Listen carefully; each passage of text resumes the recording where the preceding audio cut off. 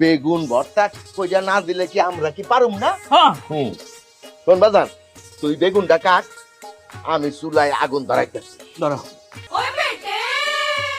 আব্বা একটা কথা কই, হ্যাঁ এই বেগুনের সেদ্ধ দিবা না?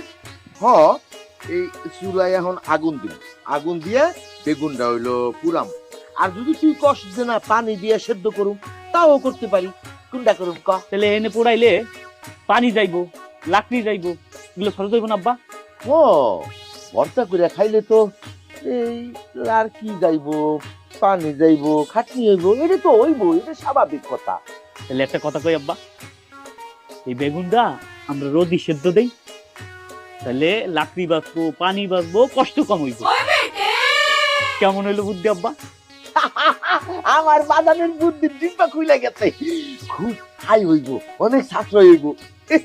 ওই রোদ্রে যদি বেগুন পুরাই তাহলে আমাকে আর কিও খরচ হইলো না, পানিও লাগলো না, কষ্টটাও বাইসা গেল। তো চলো আব্বা বাইরে যাই, বাইরে অনেক রোদ আছে, আমরা রোদই সেদ্ধ দিই। তাহলে চল বাজার, আমরা রোদ্রেই বেগুনটা পুরাই। চলো আব্বা। বুদ্ধি ডিব্বা।